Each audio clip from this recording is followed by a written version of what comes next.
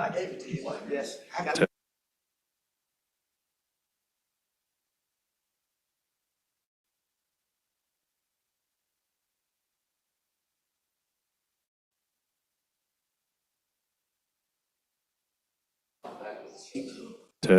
Test 1 2.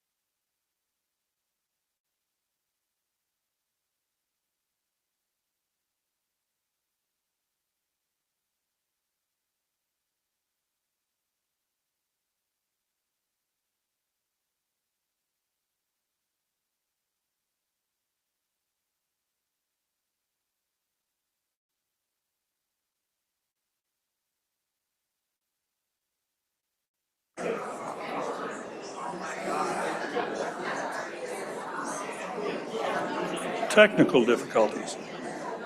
Can you hear me now? Can you hear? Test, test, test. Can you all hear me now?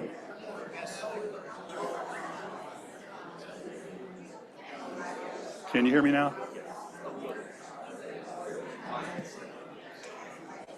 Could I have your attention, please? Could I have your attention, please? Thank you, Mitch, for applauding the presentation in advance. It's much appreciated. We are still adjusting the PowerPoint presentation. It'll be a minute or two or three before they're done. So instead of everybody sitting there and staring at me, I would ask that you turn around and stare at Robert as he works slavishly to fix this thing. But we'll be a couple minutes and then we'll start the presentation. Thank you.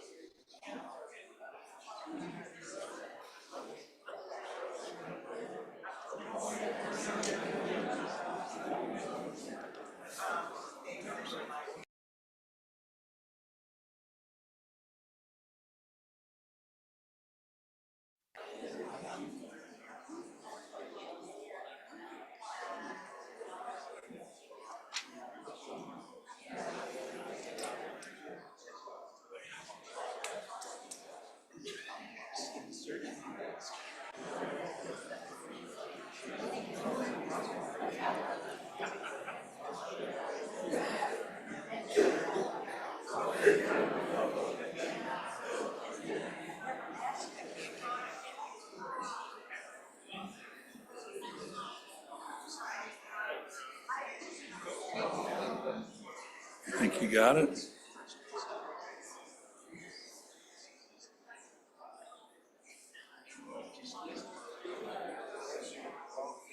It's going to be a problem if it belongs to law. We can just avoid the idea. I think they're close.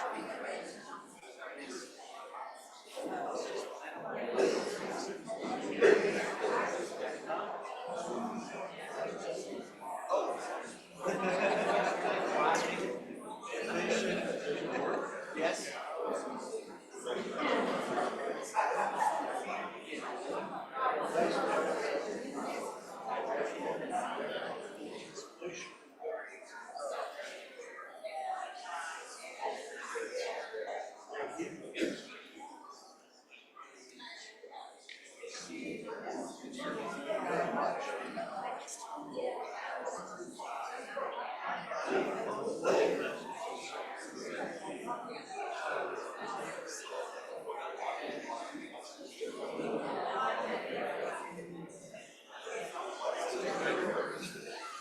Do you think we got it?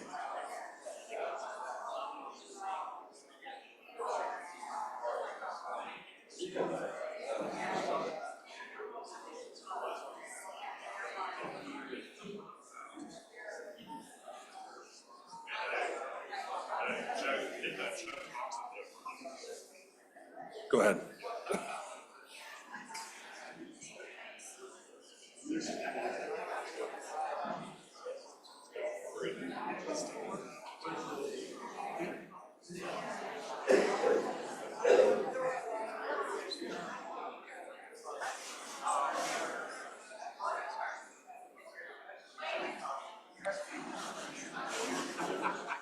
Good afternoon, everyone.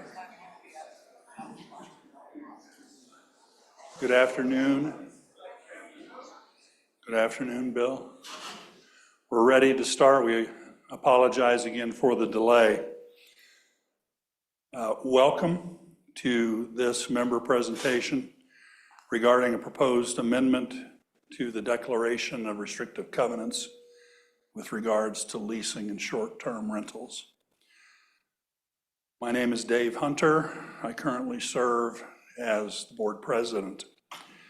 Joining me at the front of the room from your right to left is Carl Terrell, board member, Larry Rourke, board member, Jim Bailey, treasurer, Richard Zollinger, vice president, Marty Hodgkins, board member, Kara Blank, secretary. And joining me at the table is Nathan Freeland, our director of operations. Noticeably absent today is our very fine general manager, Jim Whitmore. As some of you may have heard, Jim is fighting some health challenges right now. I don't know if he's watching right now, but knowing Jim, if he's not watching now, he'll watch later. And I would like the community to join me in wishing Jim, sharing with Jim all of our healing thoughts and prayers and positive energy, as well as appreciation for the outstanding job he's done for the last 7 years, and we hope we'll be able to continue to do going forward. So if you would join me, please.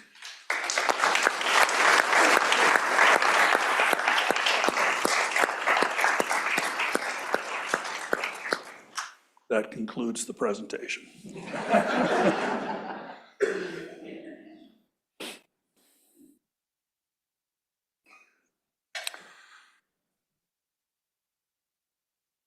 Today's presentation, just an overview, and I will apologize in advance as I have done before.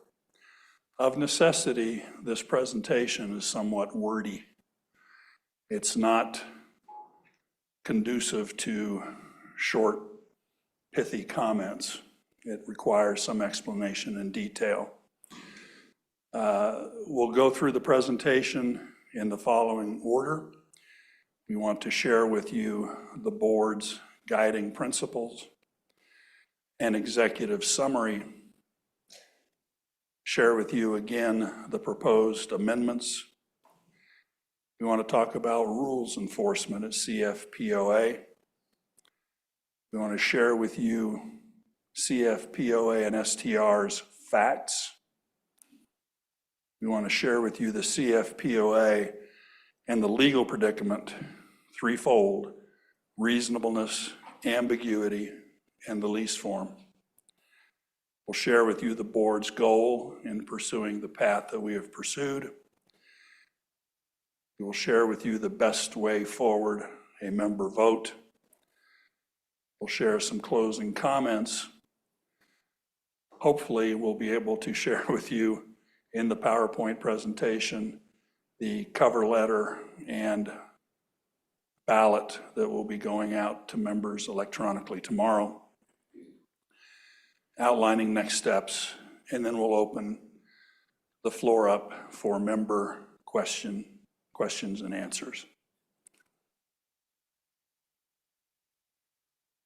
CFPOA and STRs, the board's guiding principles.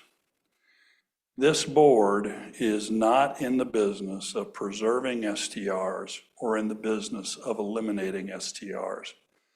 As a matter of board policy, this board is neutral on short-term rentals. Now that we've stated that what we are not in the business of, let me share with you what we are in the business of.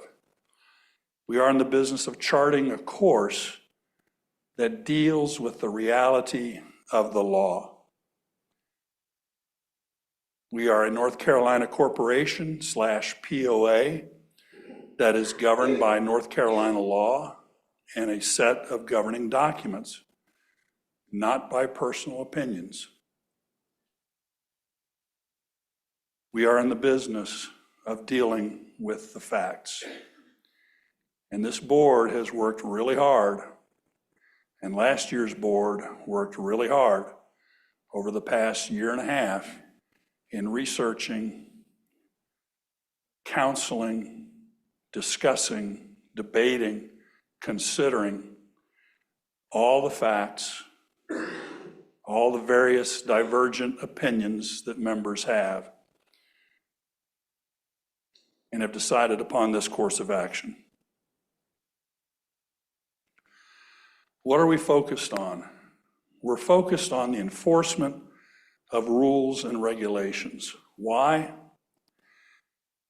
Each of you, as CFPOA members, enjoy inherent common law rights in how you use your property, including the right to lease your home. There were no lease restrictions in our original covenants. That's very important. We'll talk about it later when we talk about reasonableness. Those original covenants formed a contract that binds everyone from 1971 right through to 2026. The board does not have, has never had, the power or the authority to strip away those inherent and contractual rights, including the right of the owner to lease their property. Those rights are ancient, based on common law, and they're inherent. They're not granted by the board. They can't be taken away by the board.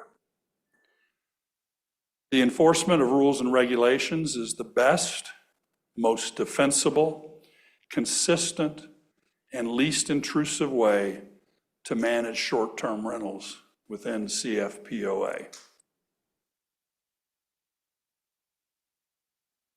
Into the executive summary. The STR matter has been the most difficult and divisive issue in the recent history of CFPOA. My wife and I have lived here for 13, going on 14 years. We were here at the time of the clubhouse vote. Very divisive. Friendships interrupted, destroyed, never to be taken up again. Just real nasty comments made by people. This is worse, in my estimation. And I think one of the things that makes it worse is the emergence of social media and the ability of people to cast their opinions forward to their neighbors. Free speech, outstanding. Support it, practice it. But this has been a really divisive issue since November of 2023, when the 1 month minimum lease term restriction was imposed by the board. Despite all the controversy, all the division, the facts before us are simple and clear. Over Conisty Falls' 50-plus years history, no recorded governing documents has ever imposed restrictions on the length of a lease. I've read every iteration of our Declaration of Restrictive Covenants, going back to May of 1971, including the third restatement that was approved by members, yet somehow never got filed with Transylvania County. Actually, it got filed, but Transylvania County didn't show it as being filed. I've read all of those. Nowhere does it say that there is a restriction on a minimum lease term. The lease restriction announced in November 2023, no leases shorter than 1 month, was not accompanied by any change to our governing documents. That's because a change to our governing documents requires a member vote. And a member vote was not conducted in November of 2023.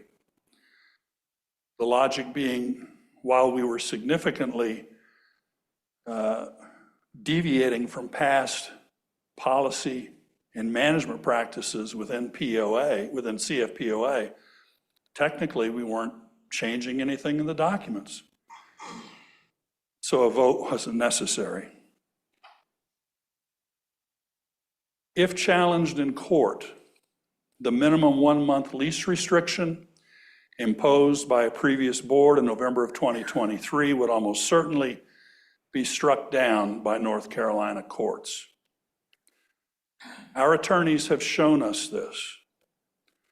No one has refuted this with either good law, independent legal analysis, or actual facts. The Carmichael letter was an argument for a desired outcome. It was not an independent and objective analysis of the law.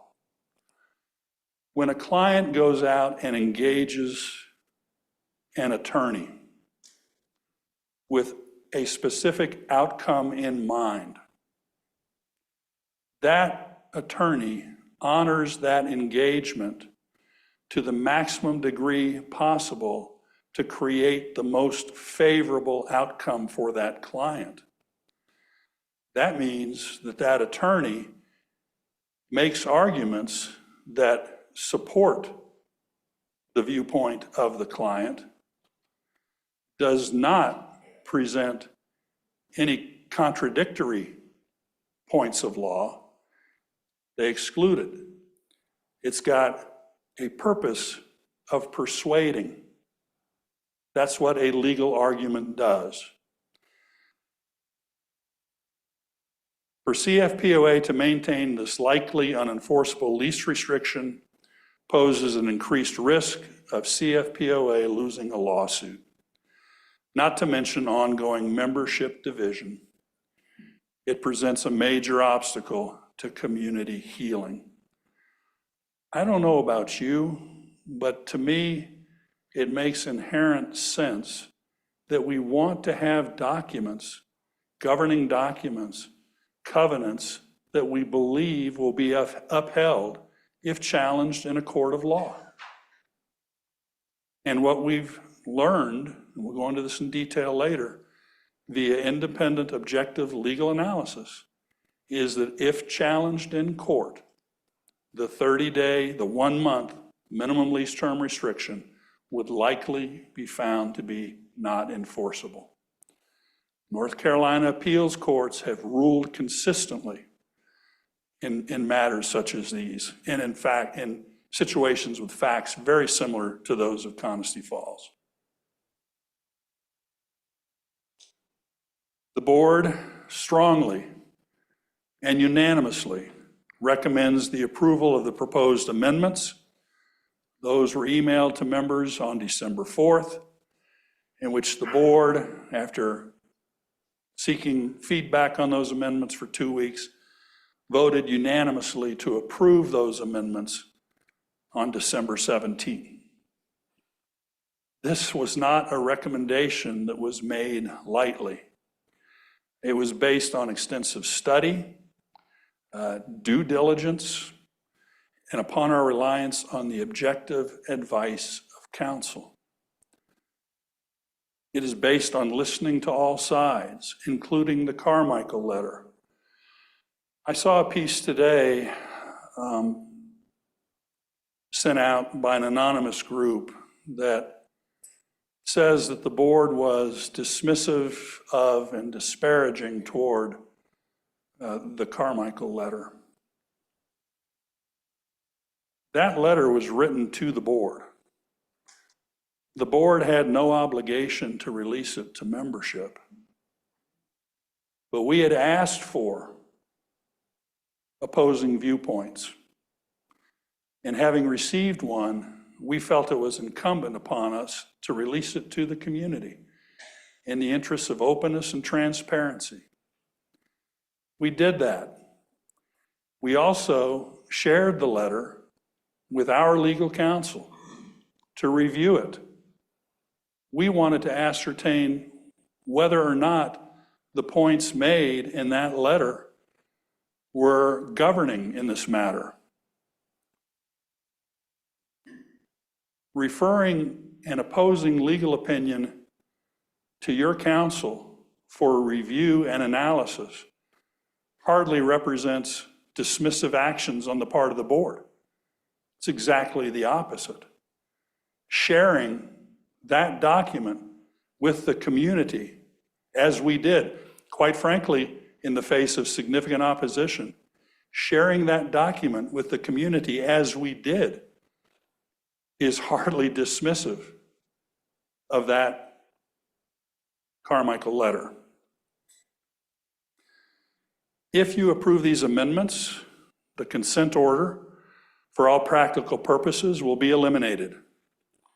The risk of losing future lawsuits against CFPOA will be reduced because we believe that these amendments make our covenants legally enforceable, likely legally enforceable. Bottom line, let's not strip away inherent common law property rights. Let us instead manage this issue through the enforcement of CFPOA rules and regulations. The proposed amendments, there are two of them.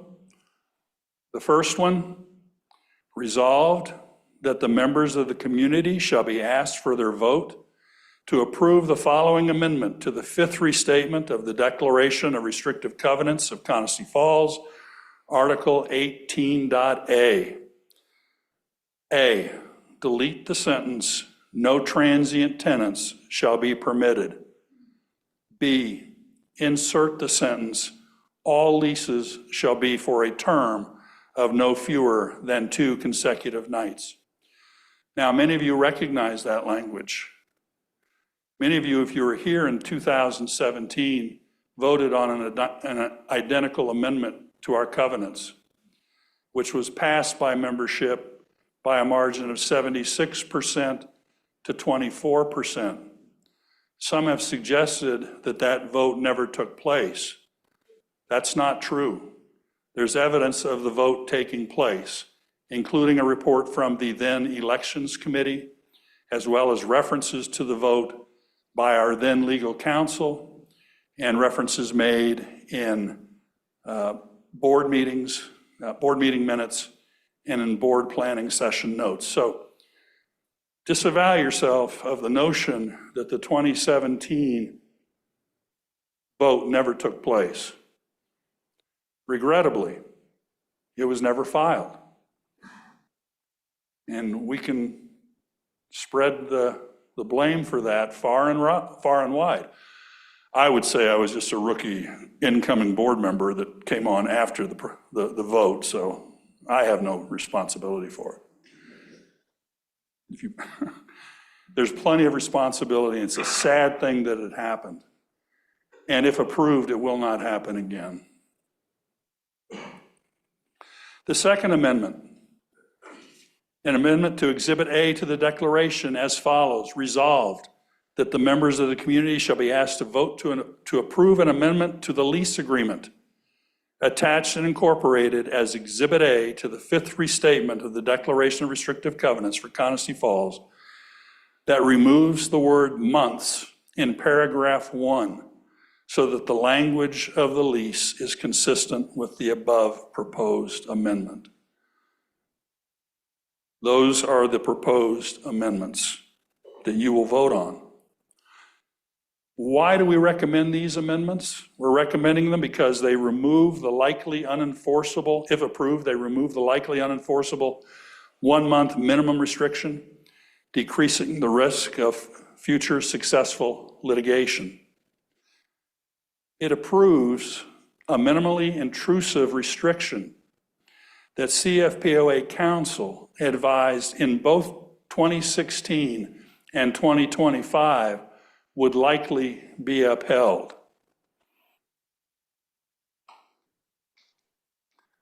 Third, it corrects the administrative error of a previously approved amendment that was not recorded. Four, it encourages rental compliance by offering a fair and reasonable policy. Whenever you impose a prohibition on an existing market, what happens to that market? It goes underground. And that's what's happened here. We have members that are renting their homes for as short as 2 days and not reporting it to the POA. Now, Granicus host compliance helps us ferret those non-compliant members out. But we feel that it would be far superior to have an enforceable covenant that results in a reasonable policy that would encourage compliance as opposed to avoidance, because that's what's happening now. If approved, these amendments provide continuity with past policy of allowing part-time residents who desire to lease when not in residence. Members from the founding of Coniston Falls have had that right. It focuses on rules enforcement and responsible use instead of stripping away private property rights, which the POA has no authority whatsoever to do. Let's talk about rules enforcement. And you're not going to be able to read this, I know, so let me read it for you. The board shares your frustration with the issue of rules enforcement at Coniston Falls. We are committed to developing a standardized rules enforcement protocol, and the engagement between the POA and Granicus provides a workable model for rules enforcement. So reading the squares from left to right, when a member registers a short-term rental complaint with Granicus host compliance, Granicus host compliance contacts the rental owner or the property manager with the complaint details. The rental owner or the property manager is expected to contact the noisy tenant to quiet the party down. Granicus informs the POA of the complaint. POA follows up with complaining members that problem was addressed. And importantly, the complaint is archived with the POA and Granicus host compliance.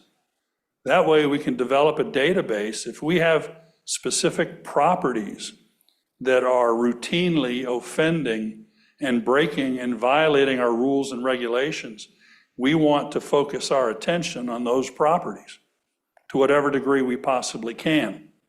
Now, this issue of developing a standardized rules enforcement protocol, there is a member of the board that stands head and shoulder above the rest of us with regards to process engineering and process explanation. It's Larry Rourke. You'll see that Larry is in a sling. That's due to the twisting of the arm that took place by the board to convince Larry to accept this task. Larry received this task, I'm going to say on Friday, as we prepared for this presentation. I had a 20-page PowerPoint presentation on my PC yesterday afternoon that we are going to use to work to improve rules enforcement, have a process in place, a standard process that we can easily manage, follow up on, and support our efforts with regards to rules enforcement. Let's talk about the facts.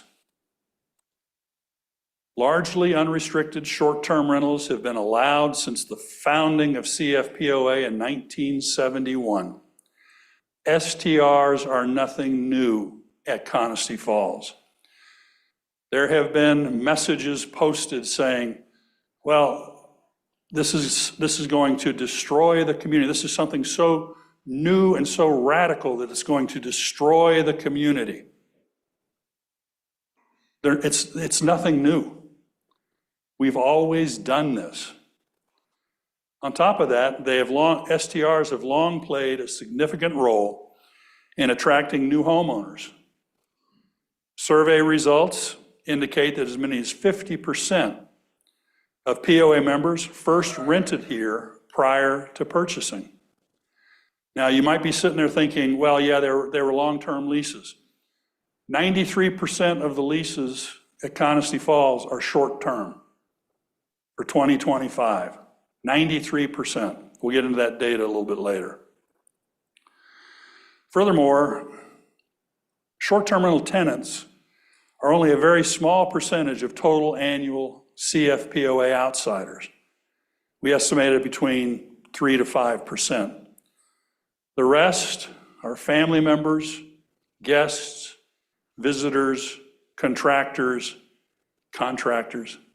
and vendors, not STR tenants. And let me put to rest right now a recent assertion question that's been asked. Do any of the board members have short-term rental properties, or are they renting their property short-term? The answer is absolutely not. None of us are engaged in short-term rentals, nor have any plans to engage in short-term rentals. I believe all of our members live here full-time with the exception of Carl Terrell, who splits time between here and Atlanta. We are not engaged in short-term rentals. We're not pursuing this path because we have any particular interest in short-term rentals. We're not engaged in it. We don't plan on doing it. We've never done it. Fact, there is no data showing any pattern of rules violations by STR tenants, either now or in the past. Task forces formed in 2012, 2016, and 2025 confirm this. I've read the reports from those task forces. Not only did they say there's not a pattern of rules violations from tenants, they also recommended strongly that the board not pursue imposing a minimum lease term restriction, because if they did, it would result in litigation that the POA would likely lose. That was in 2012 and 2016. Anybody here remember Security Chief Sharon Jackson? Show of hands. When I first put this in the slide and sent it out to the board to review, they said, you got the wrong name. You're thinking of Sharon Jenkins. Well, Sharon Jenkins was not the security chief. Sharon Jackson was. Sharon Jackson was adamant in her reports to the task force and to the board, there's not a pattern of rules violations here. And Chief Mike West, who is sitting in the back with us today, also consistently stated that STR tenants have not been a security concern or a major source of rules violations. Now, there are stories of STR tenant misconduct that has not been reported to the board. We accept that. We believe that, okay? We also believe that the way to fix it is through rules enforcement. We also believe that if you don't report it to us, there's nothing we can do about it. We're not sitting there like Karnak the Magnificent trying to divine what's happening throughout the POA. If you've got a problem with a short-term rental tenant, if you have a problem with any rules violations, whether it's a tenant, short-term, long-term, member, visitor, guest, contractor, vendor, if you want it addressed, you need to report it to the POA. Infractions have been infrequent, and when they occur, typically they're insignificant and quickly resolved. Chief West reports one incident where his folks had to go out twice to shut down a party. And it was a bunch of, was it frat boys, Chief West? So one instance where we've had to send out security twice. In talking to short-term rental landlords, I would invite you to talk to short-term tenant landlords and ask them what types of problems they might have had. But again, there's nothing we can do if it's not reported to the POA. I'll tell you what else is not reported to the POA. The number of very positive encounters between our members and short-term rental tenants. Donna and I have a short-term rental across the street from us. And over the past 3.5 years, we moved to the house 3.5 years ago. We've had several very positive encounters with those tenants and really enjoyed talking to them and getting to meet them.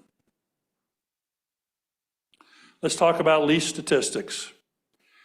In 2025, this is through year end, total short-term lease transactions, 655, or 93% of total lease transactions. Let me also mention to you that in that same period of time, 2025, when those 655 lease transactions took place, there were 27,123 gate passes issued to outsiders. If you do the math, 655 is 2.5% of 27,123. The outsiders that you see driving around, there's a pretty good possibility they're not tenants. They're family members, guests, other visitors, contractors, and vendors.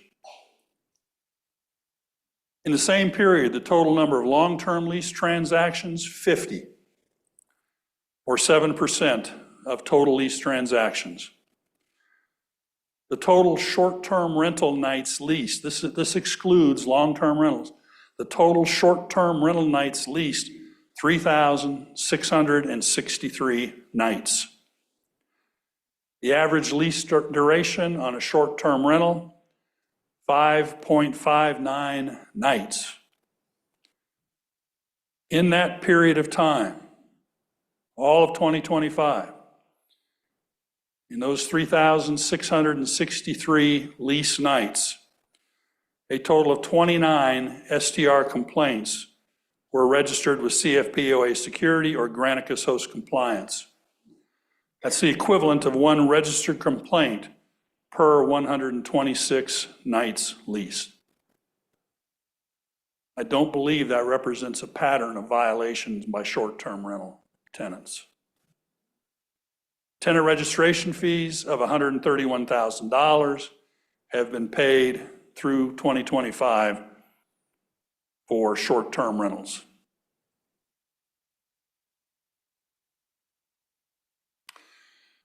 Facts. You'll recall that in the annual meeting, there was a list, 2 lists of questions that were submitted by members. They totaled 18 questions. And they asked that the board respond to those questions, which the board did, I believe, on August 22nd. And among those questions were assertions that were made. It is unlikely that the presence of STRs in Coniston Falls has any material impact on property values. If you read that 18-page or 21-page response to the 18 questions, you saw that Brevard, City of Brevard, did a study of the impact of market values of homes due to the presence of STRs. They engaged an outside consultant. And that consultant came in and said, there is slight impact, and it's positive. It supports real estate prices as opposed to driving them down. There's also a Harvard Business School study that was done that drew the same conclusion. It only makes sense. When you eliminate a segment of the buyer pool by restricting a characteristic of the community that they find attractive, that would induce them to buy here, their demand for those properties diminish. Overall demand diminishes. So if there is any kind of correlation between the presence of STRs in a community and price of homes, it's minor and it seems to be positive. Does that mean that if you have a derelict short-term rental property next to you, a nuisance property, and you're trying to sell your house, does the presence of that nuisance property perhaps adversely impact the price of your home? You bet it does. How do you address it? Through rules enforcement. Interestingly, also, short-term rental landlords are interested in attracting more business. One of the ways they do that is they maintain their properties. They invest in their properties. If I'm going to spend an average of $400 a night on a rental, I don't want it to be a derelict property. So the landlords tend to invest and take care of their properties. There is anecdotal evidence, however, that the controversy and division around short-term rentals in Conisty Falls likely has had a negative effect on demand for Conisty Falls properties. Are there any realtors here that would care to affirm or deny that or in any way comment on it? Okay. STRs in Conisty Falls do not adversely impact single-family home mortgage loan approvals through Fannie Mae or Freddie Mac. We heard it asserted several times during questions and answers that homeowners in communities with short-term rentals can't get insurance, can't get mortgage approvals, that there's a list, a burgeoning list of properties that Fannie Mae and Freddie Mac will not finance. There is about 5,700 properties nationwide. It was established, that blacklist, or the Condo Ineligible Projects and Phases Report, which is, I believe, the official name, was created in May of 21, following what? The collapse of the Surfside condominiums in South Florida. That list is exclusively devoted to condominium and co-op projects, not single-family homes. The great majority of STR owners, estimated 85 to 90%, live here part-time. They are our neighbors and friends. They love it here. They support this community. Most of them have plans on living here year-round or more permanently once the situation is supportive of them doing so. Finally, there is no evidence of institutional investors buying homes in Conisty Falls. I would invite you to go out and go into your preferred AI application and ask it, whatever it is. Ask her, ask him, I'm not sure. It's pretty impressive stuff though. What are institutional investors doing vis-a-vis short-term rental markets? Where are they focused? Well, they're focused on converting existing properties that they have, multifamily properties, from long-term leases into short-term leases. They're focused on building rental-specific communities in large urban areas that are major travel destinations or the homes of theme parks. They're investing in STR management companies that make their living by charging a fee for managing short-term rental properties. They're not scanning the MLS for onesies and twosies for sale within Conisty Falls. And there is no evidence to this point that those types of buyers are active in this market. Now, many of you will say, well, that's now, what about the future? I think I just tried to explain to you what the future is, given the focus that these institutional investors are focused on. And it's not small communities like Coniston, it's coastal areas, it's major travel destinations, it's theme parks, and so forth.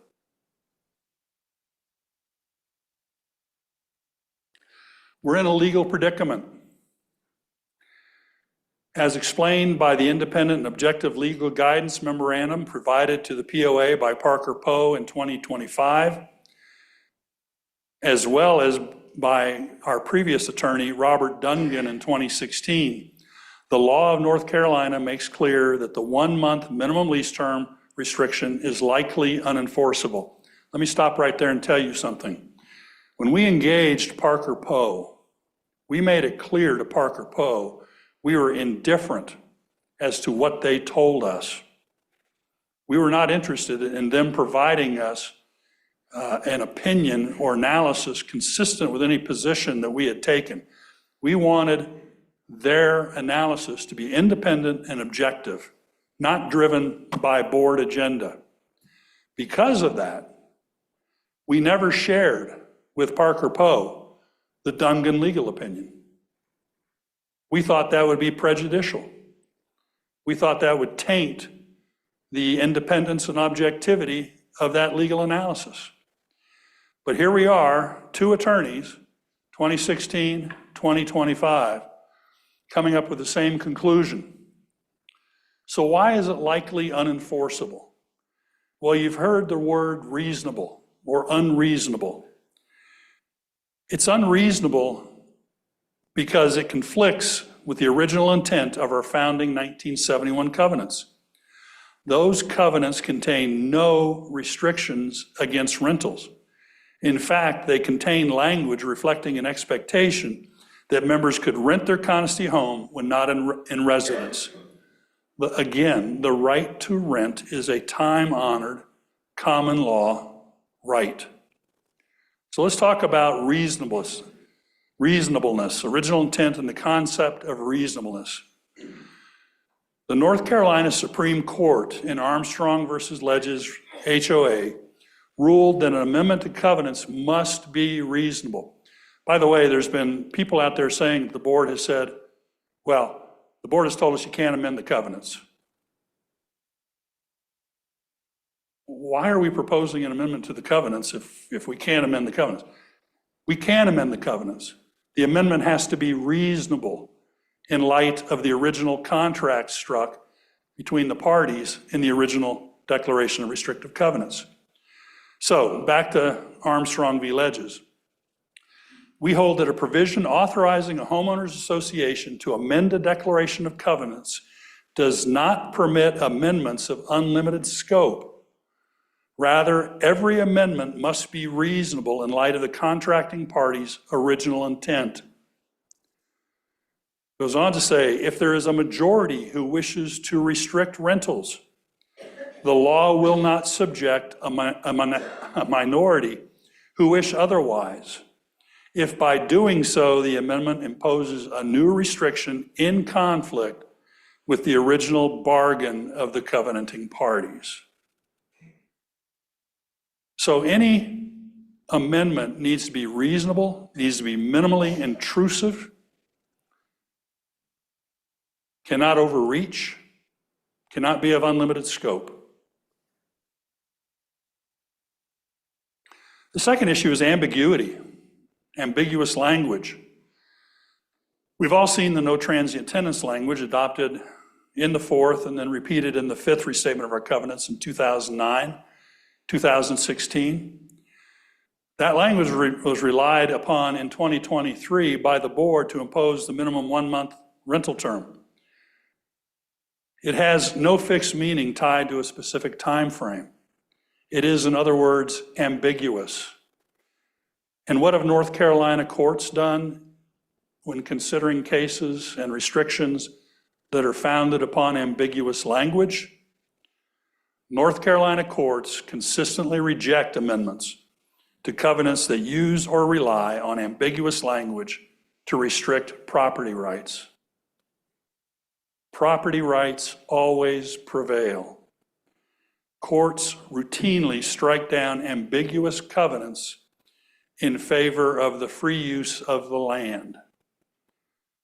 That's a consistent practice in the North Carolina Courts of Appeal. Further on ambiguity, I mentioned Robert Dungan. Mr. Dungan was the POA's attorney from 1985 to 2018. I'll also point out in terms of credentials, Mr. Dungan sat on the drafting committee appointed by the North Carolina State Legislature in crafting North Carolina Statute 47, which is the Planned Community Act. He is an expert in this stuff. He was the counsel that drafted the language related to leasing in Article 18. In an email to the board in 2016, Dungan said, "The emphasis of Article 18 leasing is on renting the entire property and on ensuring that tenant fees are paid, not on controlling leasing by length of lease or by number of houses leased." He went on to say, "The only reference to a control is no transient tenants shall be permitted."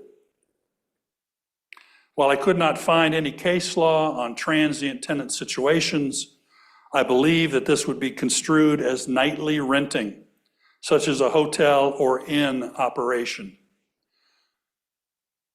The reason the board in 2017 presented a 2-night minimum restriction, I remember Mike Sanders, who was a retired judge who was on the board that spearheaded that initiative. The reason the board supported a 2-night minimum rental as opposed to a week, or 5 days, or whatever, is the board was advised strongly by counsel that a 2-night restriction is the maximum restriction that they could expect to impose and still have enforced by the courts. It wasn't some random snatching of an idea or a number from thin air. It was based upon counsel telling them, look, you're going to be lucky if you can get away with 2 nights, essentially. I think you can, but that's it. Did I read the second bullet already or not? Thank you. You want to go over it again? Take a vote? All right. Again, in 2016, Robert Dungan, "I do not believe that under the newly adopted declaration," that was the 5th in 2016, "the association can restrict rentals based on time except for prohibition of nightly stays, as with a hotel or motel. The short-term vacation rental is a different matter. I believe that the association would lose if it tried to prohibit these short-term rentals based solely on that language." Flash forward 9 years to 2025. Morgan Rogers of Parker Poe, who provided the independent and objective legal analysis, not an argument in favor of one position or another, an independent and objective legal analysis. In an email to members, the board requested that this information be addressed to members because we wanted to share whatever information came up with members. The term transient in the 4th and 5th restatements has to have a meaning. Since the court must strictly construe the declaration as discussed above, the court must interpret that term in favor of the free use of the land. Thus, the court would likely interpret that term to allow the shortest rental period that could be reasonably interpreted. We believe that a court would hold that a 1-night rental is transient. So again, consistent with legal advice received from the POA in 2016. The other issue is the lease form.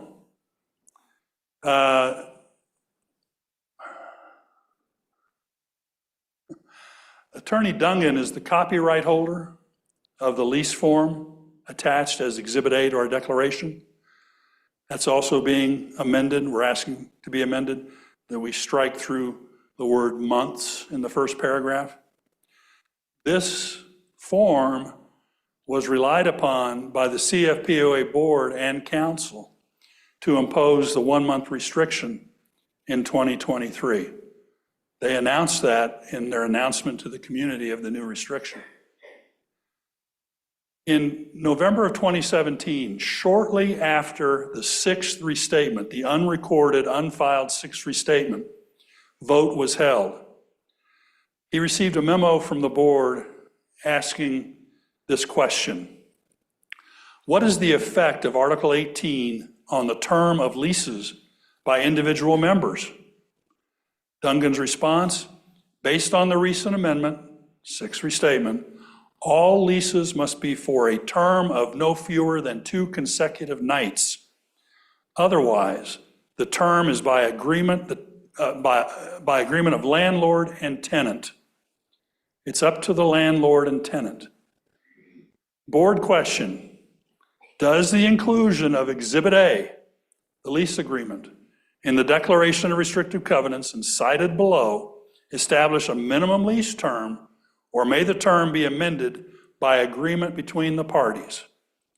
Dungan's response: other than the above-mentioned 2-night limitation, the term is up to the owner and tenant. This is the individual that holds the copyright on the lease form that is attached to the declaration. He is telling us, he has told the board that you cannot impose other restrictions based upon that lease form. He's very clear about it. There was no ambiguity in the opinion that he shared. So again, the legal predicament. Given that the current 1-month minimum lease restriction is likely not enforceable under North Carolina law, to continue its enforcement would increase these risks. Future litigation that would likely go against the POA. If you have covenants that are likely not enforceable and you get sued over it, chances are you're going to lose. That would result in significant additional legal expenses, as well as the potential for monetary damages, as was sought by plaintiffs in the 2024 lawsuit. There were 9, I believe, complaints in the 2024 lawsuit. 2 of them were dismissed by the judge. The remaining 7 contained claims of monetary damages, minimum amount of $25,000. $25,000 times 61 plaintiffs is $1.525 million,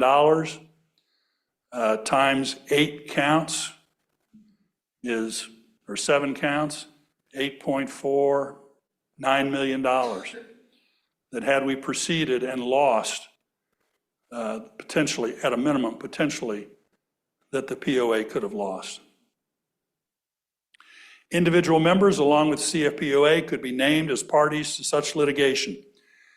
In dismissing the first 2 charges, the judge left open the possibility for the plaintiffs to name all 1,696 POA members as defendants. Are they defendants, Carl, or are they just named parties? The ruling was that they would be named parties as defendant. That does not mean that those individual members would be faced with personal liability. Any monetary liability would be against the POA incorporation. So that court in 2024 ruled that all Conisty Falls members were to be named as named defendants in the case. That action, by the way, was recommended by POA counsel.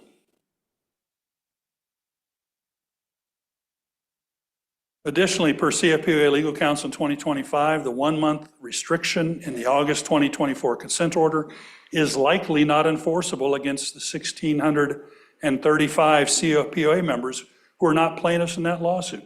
So there's a settlement between 61 members in the POA.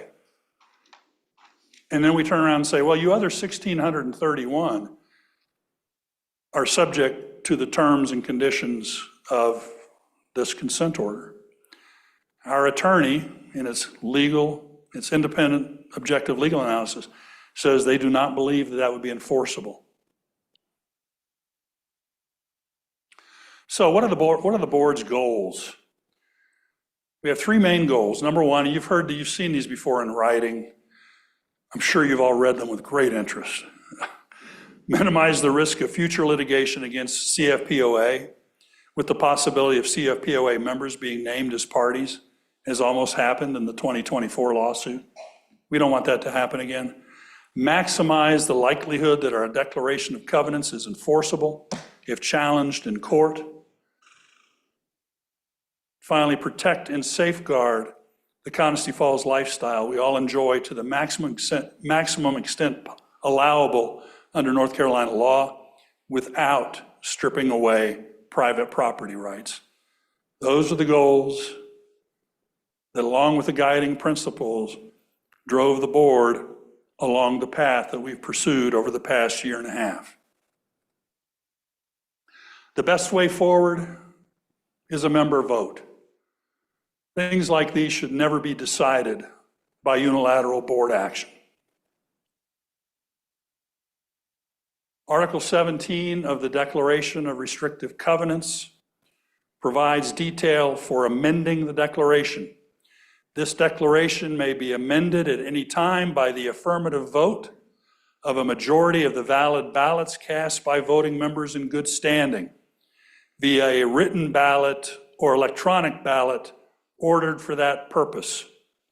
Any amendments to the declaration will become effective upon recordation, and the president of the association shall certify that the required affirmative vote was obtained, and the secretary of the association shall attest to that certification.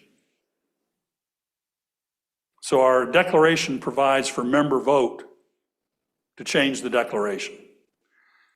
The consent order also provides for a member vote to amend the Declaration of Restrictive Covenants.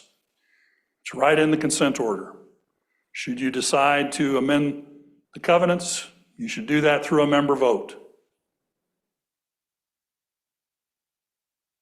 So after careful review, due consideration, research, consultation with legal counsel, and after listening to and considering all member feedback, the CFPOA board is asking for an affirmative vote from membership to amend Section A of Article 18, renting or leasing of lots. Why? Because we want to bring POA restrictive covenants into alignment with North Carolina state law concerning leasing and short-term rentals. Right now, we believe that they're likely not in alignment with that law based upon independent and objective legal counsel. So, in closing, the 30-day rule changed more than a policy. It changed how this community feels. This community has been horribly divided by this. This thing came as a bolt from the blue and fundamentally changed our community from a community of divergent opinions that listened to each other and tolerated that divergence, members that agreed to disagree agreeably, members that recognized the beauty and celebrated the beauty of Coniston Falls, all under enforceable covenants, rules, and regulations.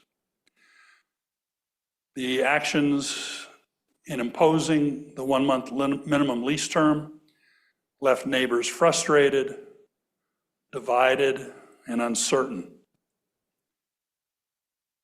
None of us can undo the past. We can't change that. It happened.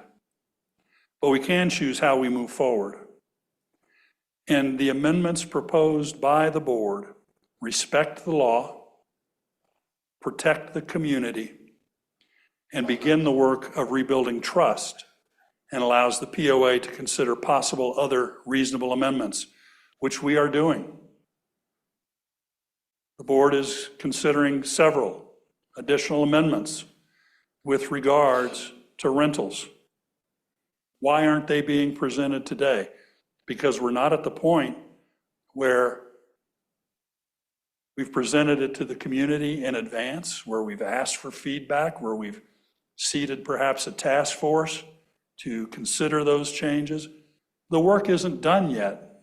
It's not fully baked, but we're working on it, and we will present it to members should we decide to pursue those additional covenants.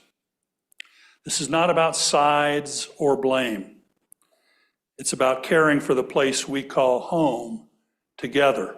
We are all in this together. You know, the board members live here. I've heard assertions made that the board has some sort of ulterior motive for promoting these amendments. We have the same interest, no more, no less. We have the same interest in Conisty Falls as every member. Why in the world would we move in a direction to damage the POA or in any way adversely impact the Conisty Falls experience? It's counterintuitive. That's not what this is about at all. And you have to ask yourself, what kind of community do we want Conisty Falls to be? And I think the answers are we want it to be lawful and well-governed, with clear documents aligned with North Carolina law. We want it respectful and united, inviting and valuing every voice, even when we disagree. We want it to be financially strong and forward-looking, caring for what we have, and planning wisely for the future. We want to spend money on a new pool, not on legal expenses. We want this community to be connected and community-focused, built on trust and shared responsibility. And of paramount importance to the board, we want this community to be open and transparent, led by a board that listens and communicates honestly. We've done our best to do that. So, next steps. Ballots will be sent electronically to POA members tomorrow, January 7th. Members requesting paper ballot should contact the POA administration either via phone or email. Members will cast their vote either for or against the amendment being recommended by the board. Ballots must be properly executed by the designated voting members and returned to CFPOA no later than 5 p.m. on Thursday, February 5th. The CFPOA Elections Committee will convene and count member votes on Tuesday, February 10th, 2026. Richard, is that correct? That's correct. And then vote results will be reported to members by the CFPOA Elections Committee no later than Wednesday, February 11th, 2026. Now, before we turn it over to member question and answers, let's just take a minute. I want to share with you, hopefully this is the alteration that happened to the PowerPoint presentation. I hope that when I hit the down arrow, what will appear is a facsimile of the cover letter that's going out with the ballot tomorrow. Let's see. And of course, everybody can read that. Chief West, you want to read that from the back? No. The ballot to go out tomorrow will be accompanied by a cover letter. And it says, let me read it to you. On December 17th, 2025, the Board of Directors of CFPOA unanimously approved a pair of resolutions calling for a vote of the membership to approve the following. And then the proposed amendments. The board seeks approval of the following two amendments to Article 18, renting or leasing of lots, of the fifth restatement of the Conestee Falls Declaration of Covenants. A copy of these covenants is on the CFPOA website and is linked here. So when you get your electronic ballot, you can put your cursor over that linked here, click, and get the declaration. The first resolution calls for a vote on the following amendment to paragraph A in Article 18. Amendment number 1, delete the next to last sentence, no transient tenants shall be permitted. Insert in its place the following sentence, all leases shall be for a term of no fewer than 2 consecutive nights. Plain, simple, and easy. That's amendment number 1. Amendment number 2 refers to a 7-page leasing form attached to the covenants as Exhibit A. And what the amendment calls for, in section 1, on page 1 of the leasing form, at the end of the first sentence, delete the word months from the clause that reads, for a term of blank months. There is nothing in that form that prohibits scratching through the word months and putting in 5 days. Also, the leasing form usually is not being submitted to the POA. What's being submitted to the POA when a tenant comes to Conestee Falls is a tenant registration form, not the lease form, okay? So the background, these resolutions are the product of extensive study by the board along with substantial community dialogue following in the wake of the August 7 consent order issued by the Transylvania County Superior Court. That consent order reflected the terms and conditions of a settlement to that lawsuit that was reached between 61 Conestee Falls homeowners and CFPOA. Paragraph 3 of that consent order at page 13 states the following. All owners in the Conestee Falls community must adhere to the 1-month minimal rental period at all times hereafter. Immediately following this sentence, paragraph 3 states further, notwithstanding the foregoing sentence, and if it so chooses, the membership of the association may amend the fifth restatement's 1-month minimum rental period by the recording of a properly adopted amendment to or restatement of the fifth restatement after the date of the entry of this order to modify or rescind the fifth restatement's 1-month minimum rental term, in which case the terms of this paragraph shall no longer apply, the terms applying the 1-month minimum lease term. These recommendations are based upon and supported by independent objective legal counsel from counsel shared with the community. As counsel explained, the courts of North Carolina likely will not enforce the 1-month minimum rental period against those homeowners who were not among the 61 plaintiffs. The board respectfully asks that membership vote for the 2 proposed amendments stated above. And then there's some voting instructions, begins today, needs to be in by a certain date. And then this is the ballot. It's on SurveyMonkey. The undersigned designated voting member of the Conestee Falls Property Owners Association hereby votes as follows: for the 2 proposed amendments as described on the preceding page, or against the 2 proposed amendments as described on the preceding page. My Conestee Falls member number is, and it begins with CF. Remember, we used to do unit and lot number. Now it's your member number. So please type your name below. And if you own multiple lots, you can vote one time for each of the lots that you own. Lots, assuming they've not been combined with your home. Once they're combined, they're not a separate lot. Where is the Q&A instructions?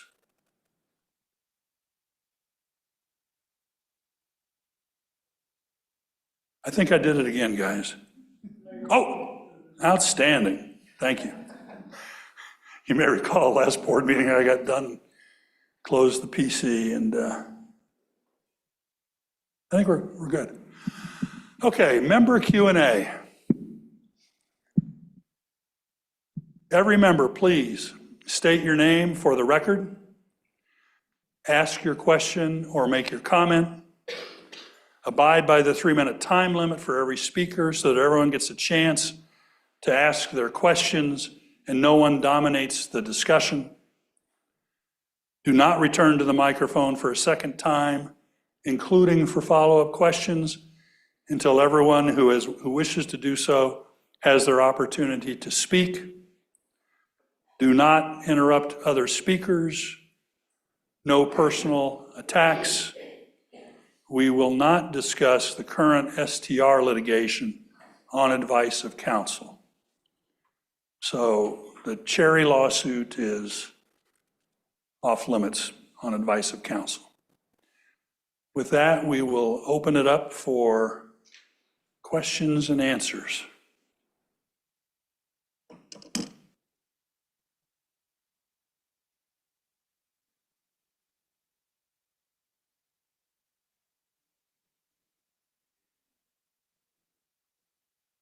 Hi, this is Michael Mack. I just wanted to mention I like the clothing this gentleman's wearing over there with the black armband.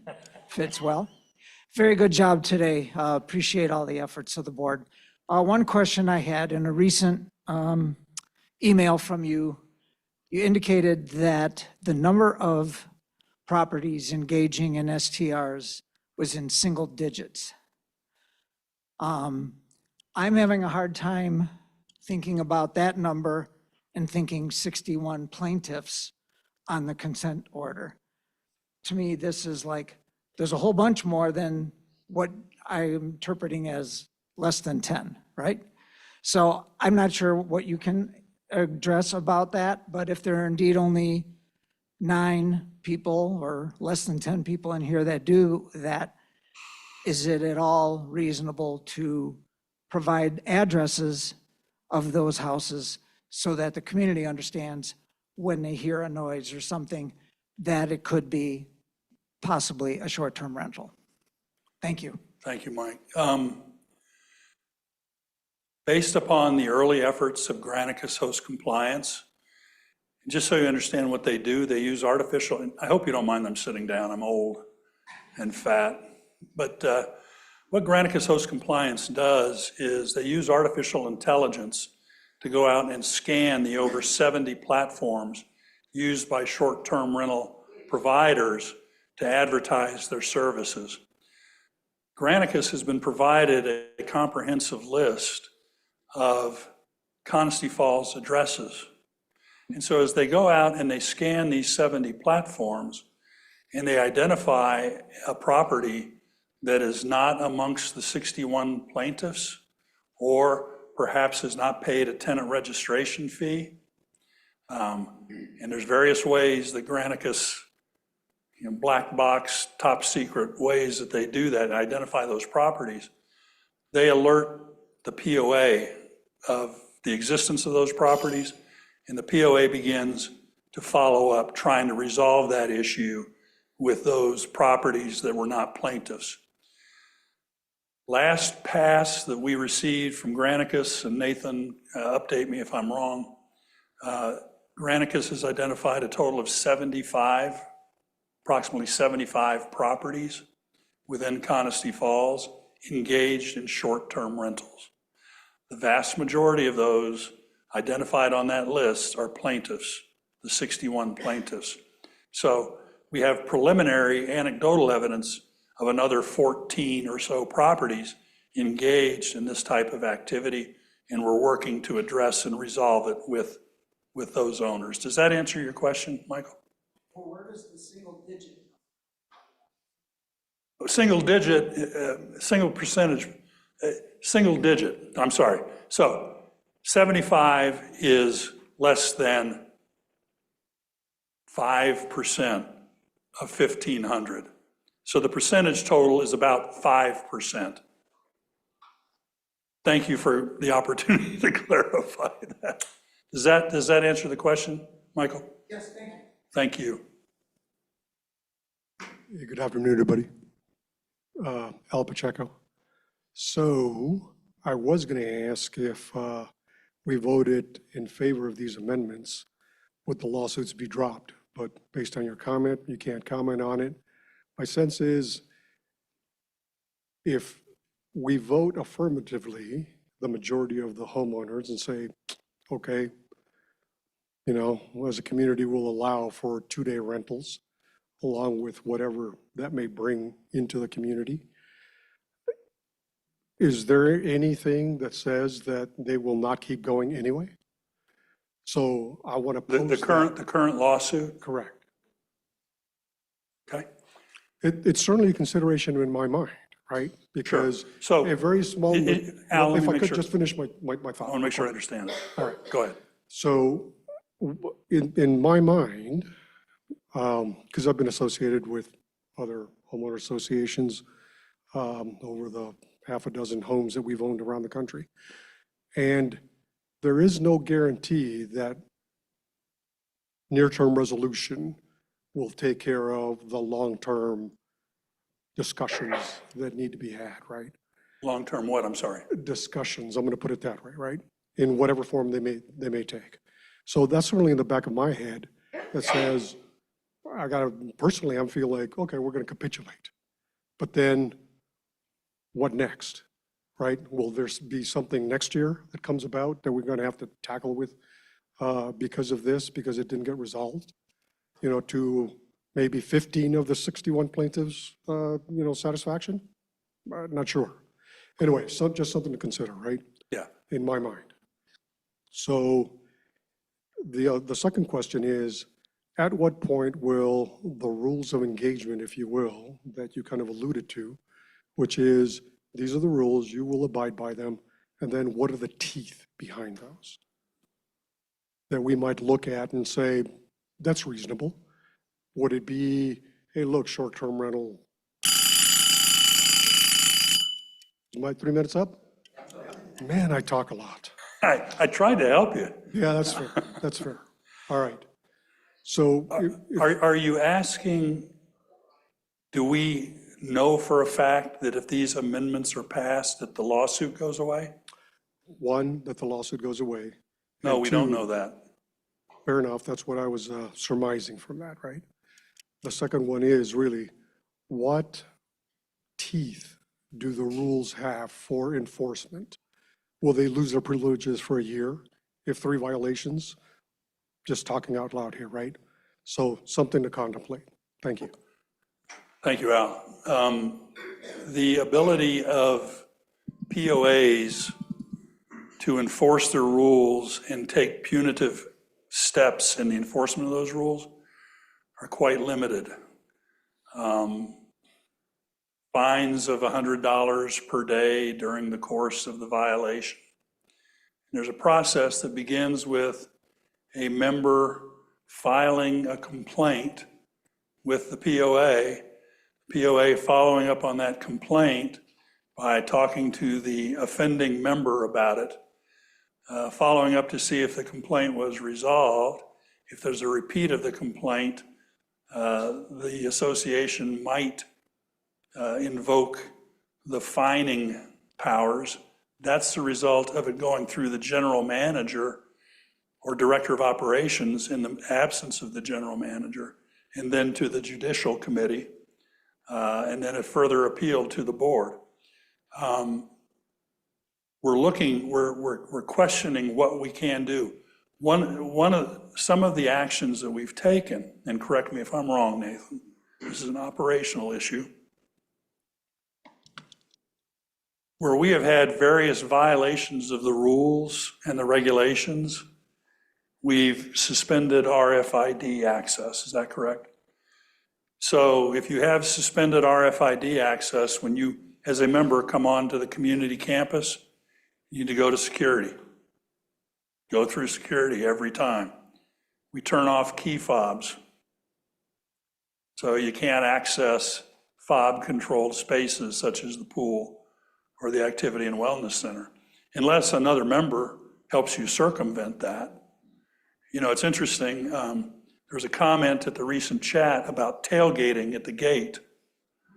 And Mike West commented on that and came up to me afterwards. He says, you know, one of the common tailgate things that we see is members coming down to the gate to escort their contractors who don't have driver's licenses onto the property.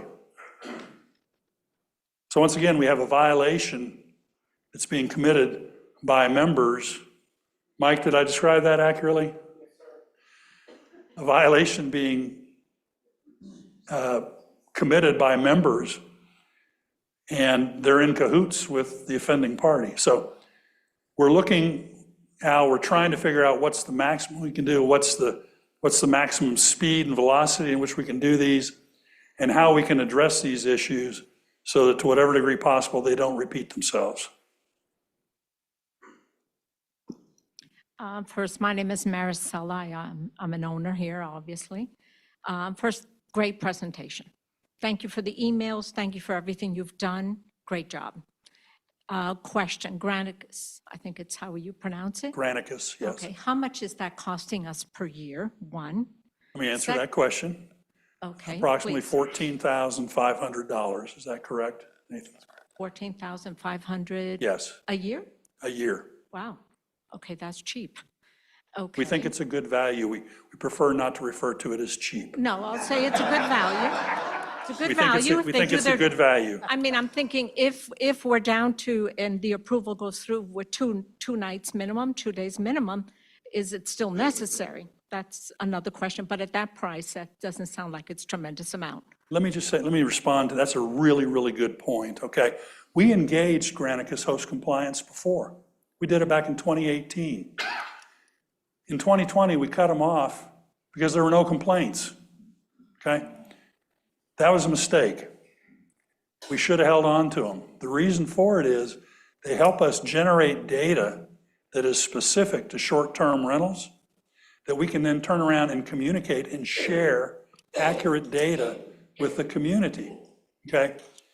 Nature abhors a vacuum, right? And when we're not communicating clearly and accurately about short-term rentals, things get made up and things get blown out of proportion. We should have held on to it. So even if we have zero, and we've had, I think, 10 or 12, maybe 14 complaints on Granicus, even if the volume doesn't increase dramatically, I think there's value in it for the community in terms of communicating accurately about rentals. At that price, I would agree. And just one comment, as we're sitting there as your homeowners making your votes, I am for it. But I would also say that as you're sitting here making your vote, that you think about what you do in the future. Because this is more about your neighbor, your friends, and what they may need to be able to do to hold on to that asset and be able to rent it as a value. That's all. Let me respond to that also by saying, of the 61 plaintiffs, I believe, if memory serves me correctly, 12% of them were not engaged in short-term rentals. They were members that wanted to reserve the right to rent their property as demanded by the circumstances confronting them. So we're all going to have to make decisions someday, kind of tough decisions. And we need to have that flexibility to retain the property, rent it out when we're not there. That's what this is all about. Thank you for bringing that up. Yes, sir. My name's Richard Marvin, and I'm a homeowner at 50 Alaco Court in Conisty Falls. And we built here in 1977, and we used this property as a vacation home until 2018 when we renovated, and then started short-term rentals during that period of time. The current proposal represents, in my opinion, I've been through all this with this whole process since 2023. The current proposal represents a practical and reasonable path forward by removing the vague and problematic transient tenant language and replacing it with a clear two-night minimum rental. And it is consistent, I think, as you indicated, to where we've been in the past. Many homeowners have made substantial investments in our properties based on the longstanding rental practices and expectations that we could continue to rent. And I think it's really important. The value of my home, obviously it's mostly renovation, went up 4.5 times what it was originally when it was built. It really forces you, I think, if you're going to be a successful rental property owner, to have that kind of renewal of your properties.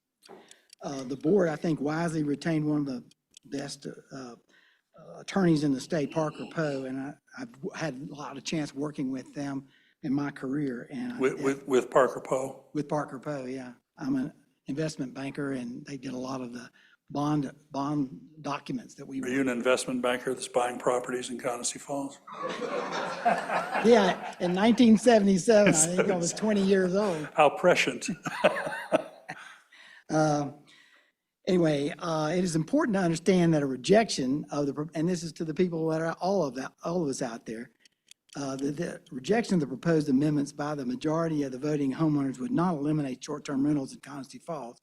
Instead, litigation would continue, and the likely result would be a court decision striking down the restriction after considerable time, money, goodwill had been lost by homeowners. And I can tell you, there was a lot of that in this period of time for all of us, and especially people like me who had been here since 1977. All of a sudden, we don't want you here. You're doing the wrong thing, and we don't want that.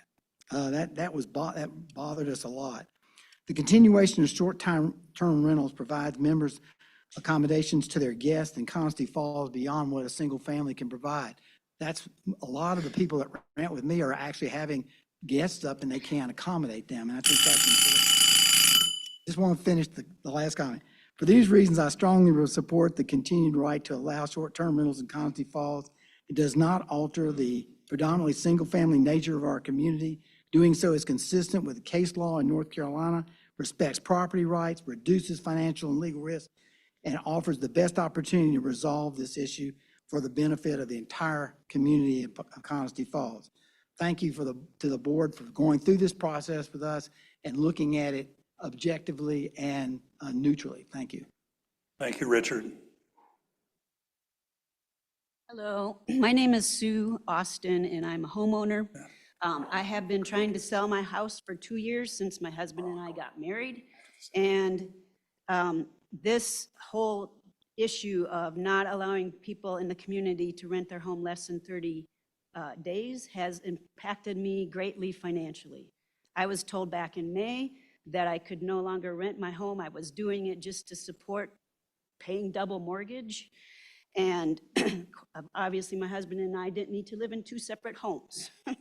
So anyway, thank you.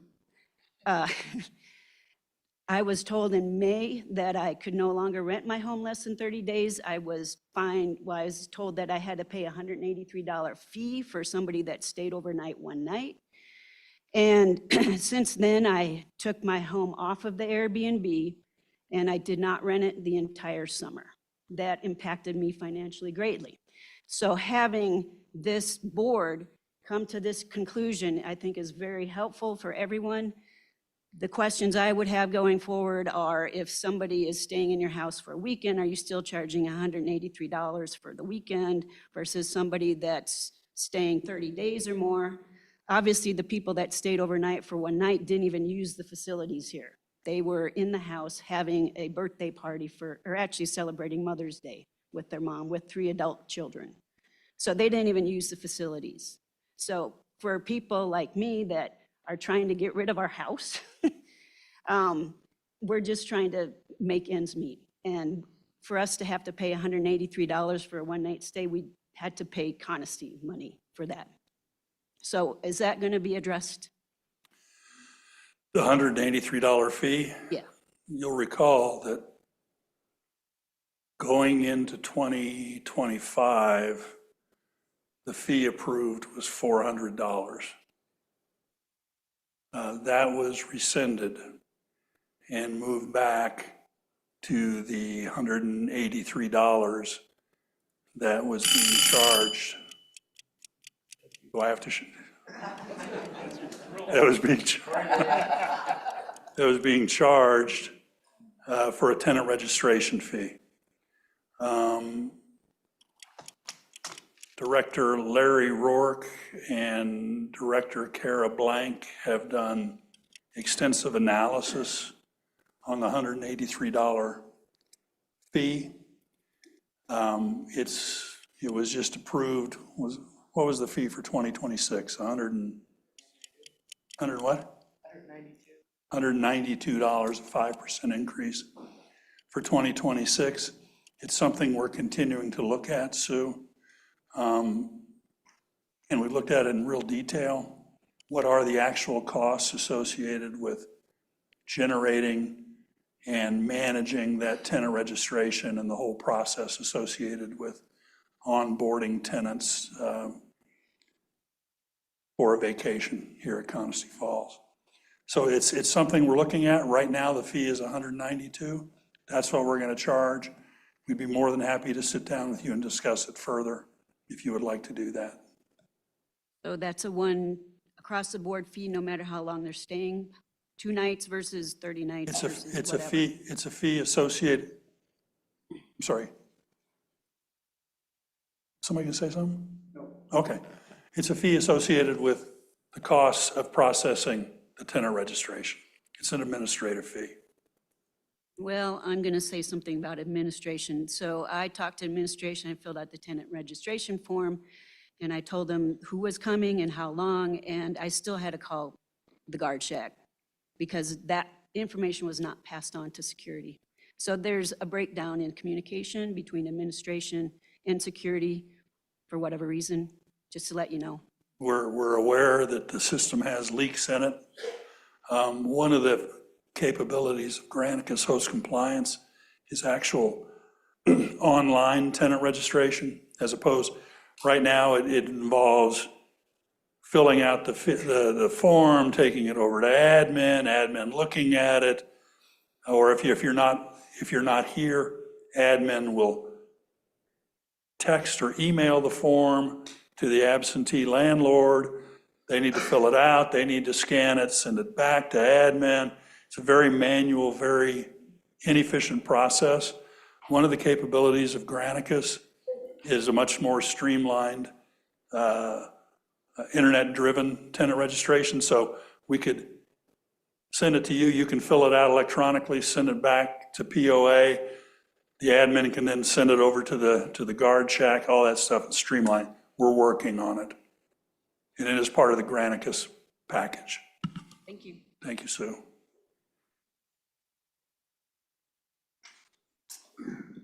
George Sanders, my wife and I are recent purchasers of property in October, 76 Isudagva, which I've learned to pronounce. Thank you for the presentation. You've obviously gone through a lot of analysis and consideration. I think you've put on an excellent presentation, but I have one question. This consent decree, I understand a consent decree is a decree of the court entered into by the parties to the litigation. Thus, it's a consent court order. If we, as part of that consent decree or order, pass this amendment, why does it not resolve the litigation? The decision whether or not to resolve the litigation is up to the plaintiff. We believe, just based on our examination of the current litigation, when you look at what the plaintiff is asking for and compare that to what is being proposed in the amendment, we believe that passage of the amendment will largely address the needs included in the complaint by the plaintiff. But there is no side deal between the POA or the plaintiff. Let me mention one other thing real quickly. The board was intending originally to make this presentation on September 16th. We had sent out to the community in August our intention to make this presentation to the community. We became aware, we sent that notification of the presentation to membership well in advance of any awareness of any lawsuit being filed against us, because we weren't served until September or October. It was October. We had not received the Carmichael letter. That's not you, that's me, that's on me. Thank you.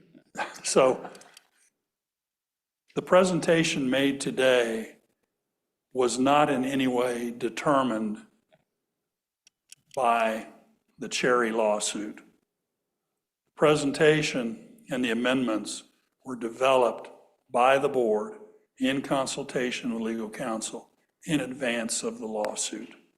All right, so let me see if I understand. The passing this amendment will put us in what you believe to be a better position with respect to that lawsuit, I take it. Carl, do you want to comment on that? Carl is our resident legal eagle. Well, let me just finish the thought. Sure, I'm sorry. But it doesn't bind the plaintiffs. So I'm wondering why we're calling it a consent order if the order doesn't apply to the plaintiffs. Oh, There are two different lawsuits that are being discussed here. One is the lawsuit that happened in 2024 and resulted in a consent order with 61 homeowners. There's another lawsuit that has been filed. It was actually filed, I think, in July, but we had no knowledge of it until September or late August. So the comment about the current pending lawsuit is that if this amendment passes, there's a good chance that that resolves the issue and the claim and the complaint made by that lawsuit, by the Cherry lawsuit. His claim would be moot because all he is asking for in that lawsuit is not to be bound by the consent order. He was not one of the 61 plaintiffs. It would bind the 61 plaintiffs. The 61 plaintiffs are already bound. They filed suit claiming that the 1 month interpretation of the fifth restatement was unlawful, and they got what they wanted. They got a consent order that allowed them to continue. That answers my question. I don't want to make a debate. Thank you. thank you.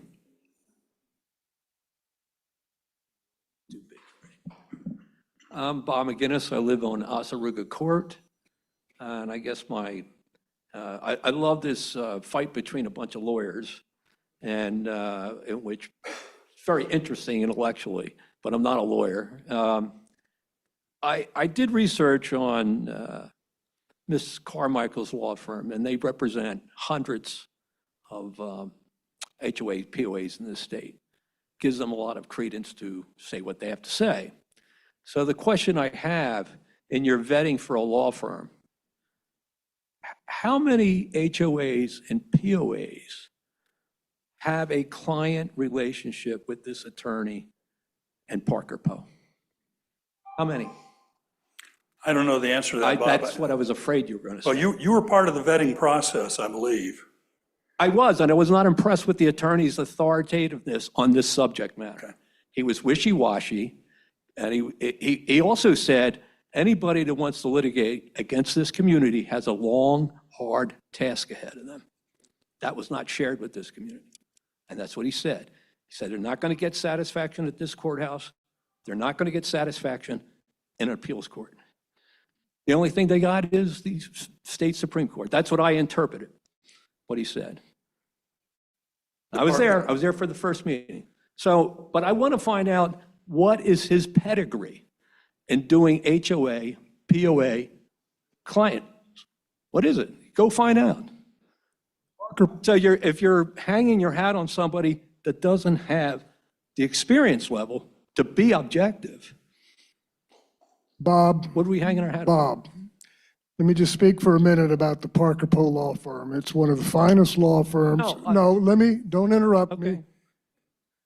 It's one of the finest law firms in North and South Carolina. You heard the gentleman speak earlier about the fine credentials of that firm. The partner we've been dealing with, Morgan Rogers, is a 20-year experienced commercial litigator who deals also in real estate transactions and documents and does drafting and litigation for POAs and HOAs. Now, he may not represent as many HOAs and POAs as Hope Carmichael. I do not see that as a deficit. He has broader litigation experience. He's a very fine attorney. He has impressed us with his work and his task. And the mere fact that Hope Carmichael may represent more HOAs than he does is meaningless. Well, I'm trying to get the degree of experience, and if somebody is representing hundreds of POAs, dealing specifically with this sort of thing, I'm just trying to ascertain, and I'm not trying to besmirch Parker Poe. They're a very good law firm. It's exactly in this particular aspect of law. They are a good firm. You've stated your opinion. We Okay. understand what I you're mean, saying. that's all I have to say. Thank you. Let me further respond that the issue of Attorney Carmichael's credentials is not in question.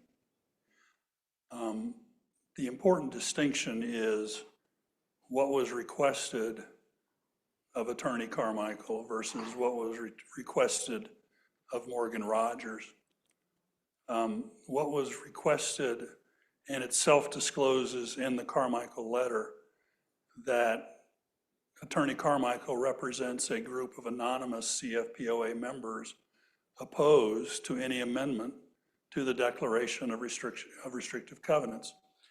What's really interesting is the Carmichael letter was created and forwarded to the board in advance of the board ever deciding upon which amendments were going to be proposed to the community. So basically what Attorney Carmichael was saying was, we don't care what the board says, we're against it. That's called an argument piece or an advocacy piece. It is the exact opposite of independent and objective legal analysis, which is what we sought from Parker Poe and Morgan Rogers. So the two underlying requests and assumptions made of the attorneys are completely distinct, different, and in opposition to each other. The second point is, in creating an advocacy piece, and we shared this in response to the steward's #1 email in comparing and contrasting a legal argument to an independent and objective legal analysis.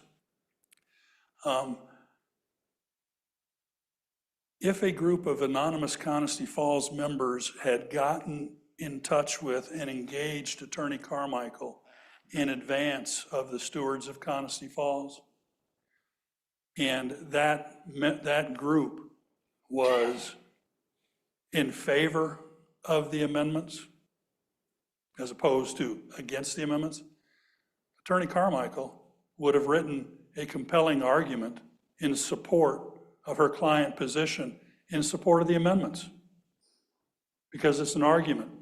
It's an advocacy piece. Arguments are what attorneys make in court. Independent legal analysis is what judges use in the court to render decisions about the arguments that are being made. We didn't ask Parker Poe for an argument.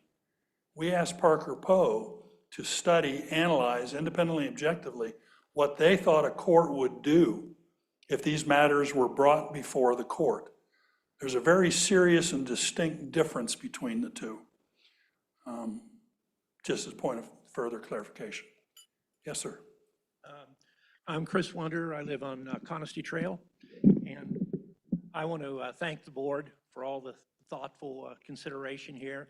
I've certainly encouraged everyone that I know of to vote in favor of the amendment. And, but I want to mention just two things now. I want to mention that my wife and I recently had our 50th anniversary here. And, Congratulations. oh, thanks. She's a patient, long-suffering woman. She's all that. But if we didn't have access to short-term rentals for the guests that we had come in for that event, I probably wouldn't have been able to get them to come in for the event. And it wouldn't have been anywhere near as convenient. And I'm sure there's probably other folks out here that have used short-term rentals to help when you have an overflow of guests or whatever come in. So that's another positive thing about it. The last thing is, I want you all to think about it in what's in it for me? What's in it for all of us in this room? Because I've done a little bit of math, and I might not be down to the penny, but so far, the legal cost of this whole debacle has cost each and every household in here $130-some up to now that you've paid. Now, if we don't approve this, then we're likely to lose a large percentage of that $133,000 that we get from those fees from the rentals. Now, that works out to about another $120. And then that doesn't even bear in mind the fact of what the additional cost for any of the additional litigation might come in mind. So come on, guys. We're all complaining about our fees going up every year. We're all talking about trying to be more fiscally responsible here. And I think a no vote in this case is one of the most irresponsible fiscal decisions you could possibly make. Okay? So that's my point on that. I only want to add one more point to the young lady that was up here speaking before. This $137 thing is crazy. The tenant registration. The tenant registration, it's not fair that somebody that's renting a house for a month has to pay the same fee as somebody that's renting it for 2 days. I've advocated before to the board that it would be better to have it be just like the hotel motel tax in town, 10 or 12% of the total bill. And if there has to be a minimum, that's fine. Okay, thanks. Thank you, Chris. Name is Mitch McCullers. Just got a question. Thank you, the board, for a great presentation today. A lot of material here. Did a really good job. The confusion that I had, which is a lot. So everything was going along in the community to 2017. You said there was a vote taken, which basically is very similar to what you're asking us to vote for now. Yes. So, okay, so then I'm assuming everyone in the community thought, okay, this is sort of, this point has been solved for a period of time. And then comes 2023, when the board, without changing the founding documents, they passed whatever on the board to say we're going to make a 30-day minimum. Did they not know at that time that this 2017 vote had taken place and the community had sort of expressed their will? And how did they do this if you have to go back and change the founding documents? How did they just by a vote on the board that we went from whatever the fifth reinstatement they thought it said to 30 days? That's where I get confused, because that's generally seems what started all this when the 30-day minimum was passed. And that just came up, and I don't understand did they get a legal advice that they could do this based on the last reinstatement? That's my question. Mitch, the answer to your first question, was the board aware of the 6th restatement at the time that they imposed the 1-month minimum lease term restriction? I was the chair of the short-term rental task force that was impaneled in 2024 unanimously by the 7-member board. Of those 7 members, 4 of them were returning board members from the previous year. I was asked one of the first things I did was that I asked for any salient communication with regards to what had happened. And the written, did you just ring me again, Richard? The written history is clear that the board was aware of the 6th restatement. and that it had not been recorded.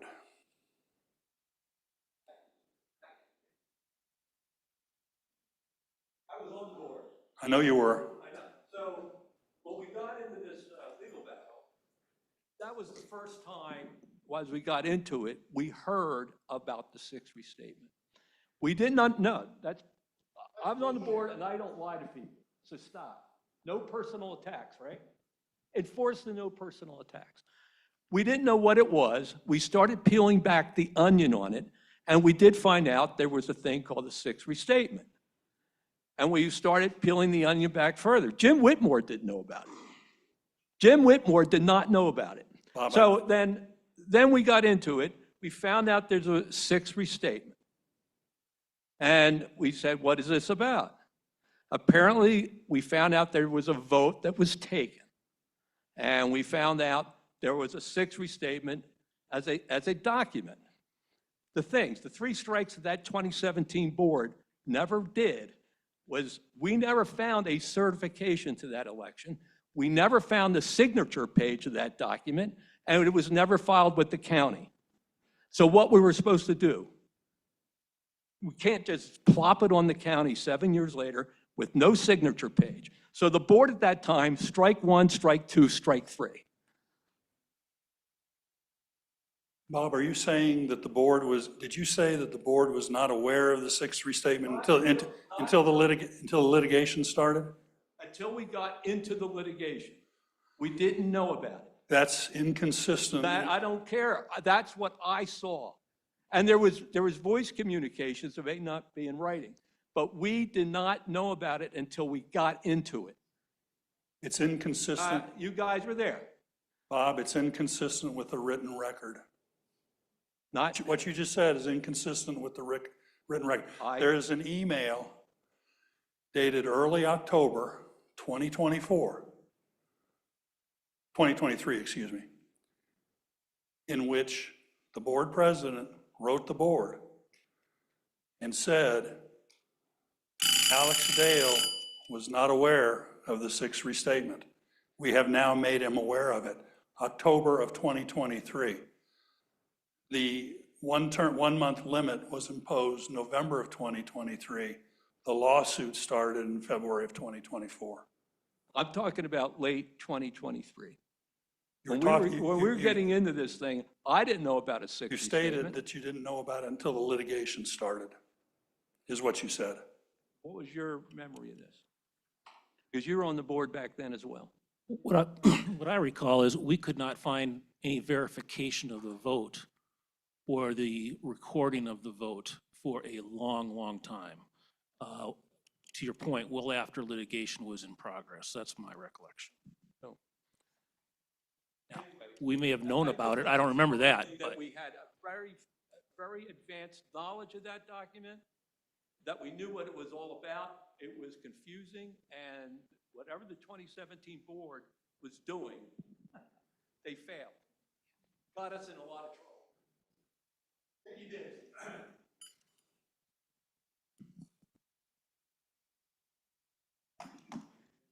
Good afternoon. Don't start yet. Thank you, all of you, for your time. I'd like to start with the fact that cuts through the noise.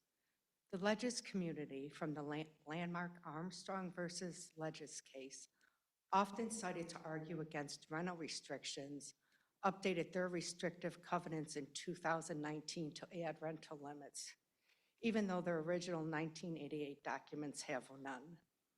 This shows that thoughtful restrictions are possible, especially when tailored to community needs and reasonable. Yet here we are, after 18 months of debate and likely over $40,000 in legal fees. Our POA board has not seriously inquired about restrictions for future owners. Instead, pushing an amendment vote with essentially zero restrictions, ignoring to pursue solutions that could bring the community together and address concerns without alienating current owners. In a recent email to me, the board stated, the board continues to evaluate rental policies for future property owners that discourage those seeking property investments rather than primary or secondary homes. If you're still evaluating why the rush to vote, this would create another set of residents and more confusion. In addition, residents' concerns that don't align with the proposed amendment are dismissed. Counter opinions from attorneys outside of Parker Poe, such as Hope Carmichael, a leading North Carolina specialist in community association law with over 30 years focused exclusively on HOA and POA, hundreds of litigated cases, appellate arguments, and input on nearly every relevant state legislation. Just a couple minutes. I hired my own attorney in early to mid 2024 who specializes in HOA and POA law, unlike Parker Poe broader focus. They are an attorney active with the Community Associations Institute, served on the National Business Partners Council, and various committees for the North Carolina chapter, including the Legislative Action Committee. Jane, we're going Their to enforce insights the contradicts time Parker- limit. other We're going people to have- enforce the time limit. Their insights contradicted Parker Poe. Thank you. Some areas. Let me just respond, Jane, by saying that the board respectfully disagrees with what you just said. And the presentation made by the board stands in stark contradiction to your assertions. The notion that the board dismissed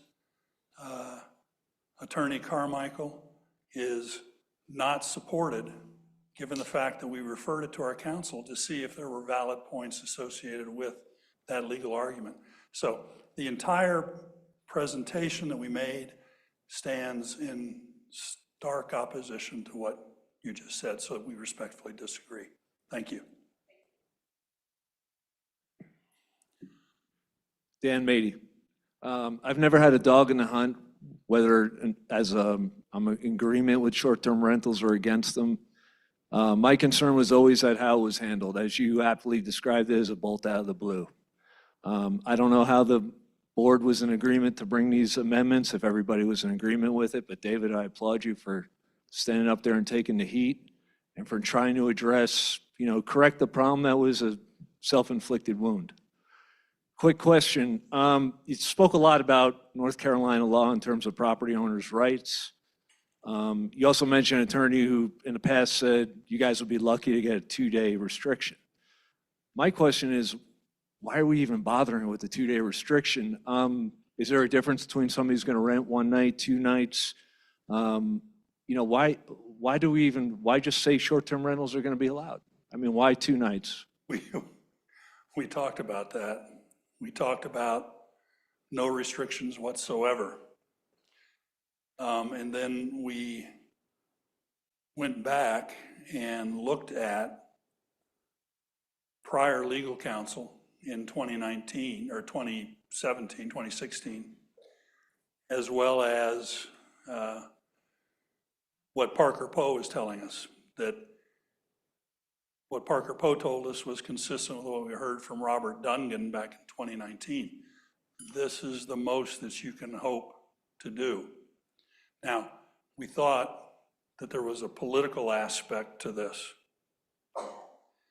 If we were to go back to no restrictions whatsoever, then we just thought that there would be just a general erosion of member support.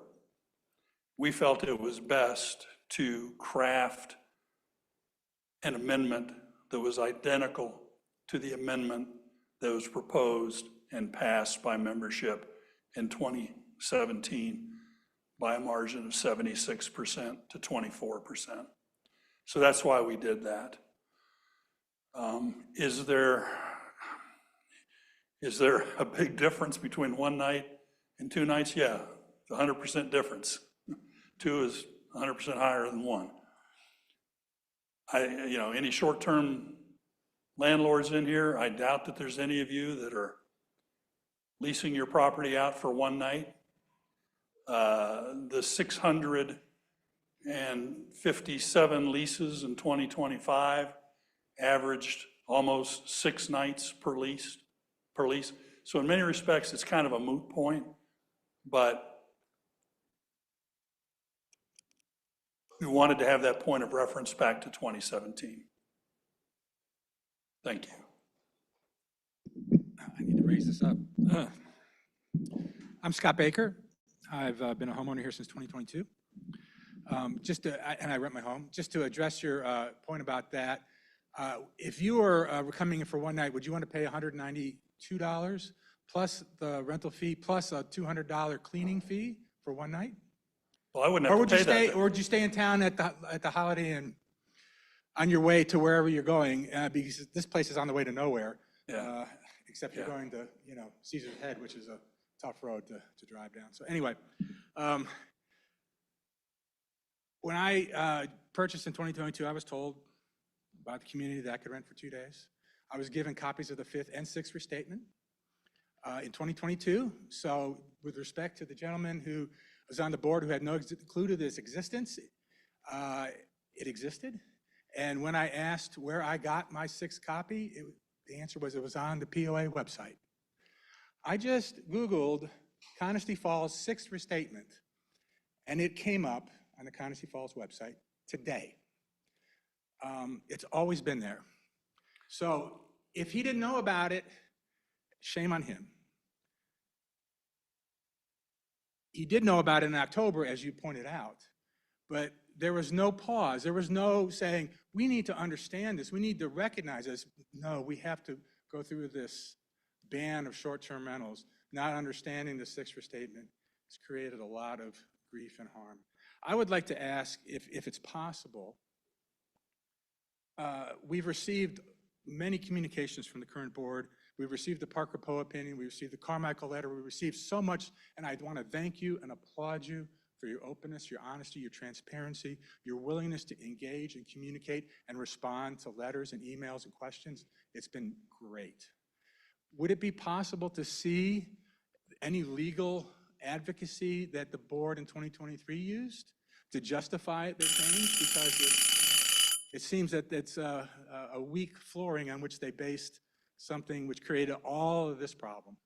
I'm sorry, but the bell sounded, which eradicates your question.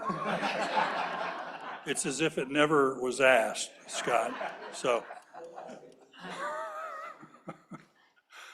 that's a really tough question, and it's something that the board has talked about in the past and will consider again. We'll talk about again. Let me mention one other thing. The Short-Term Rental Task Force made a series of 5 recommendations to the board. One of them was to get the legal analysis with regards to the enforceability of the consent order and the 1-month minimum lease term. Another one was that the board draft and adopt language to put in its board policy manual that basically precluded what happened in 2023 from ever happening again.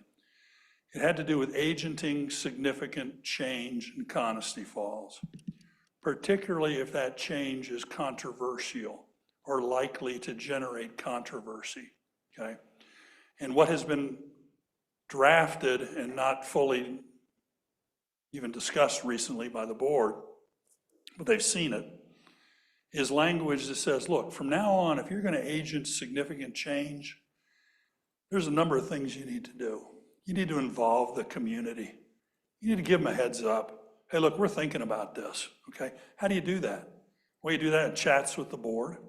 You do that in member presentations like this. You do it in quarterly board updates. You do it in board business letters. You do it with other emails, email communications that the board sends out. You know, the membership deserves and needs to be informed in advance of these things. That's the only way that the board has its opinions about things. We all travel in our own different circles, right? But that's the only way the board gets the broad brush understanding of where the community is by fostering that level of communication. So that language has been drafted. And basically what we say is, you're going to do this from now on when you agent change. And not to do so would be a violation of board policy. It was I said this to somebody the other day, and I want to say it again. You know, I love history, and Winston Churchill once said, I believe, that the greatest tragedy of World War II was not the loss of life, treasure, sovereignty, the tremendous loss. The greatest tragedy of World War II was that it was totally avoidable. In Churchill's estimation, had the Allies confronted Hitler when he wanted to go into either the Sudetenland or Czechoslovakia, that would have been the end of it, right? The most unfortunate thing about this whole short-term rental challenge that we currently confront didn't need to happen, but it did. And we're doing our best to deal with it. And let me also say something else.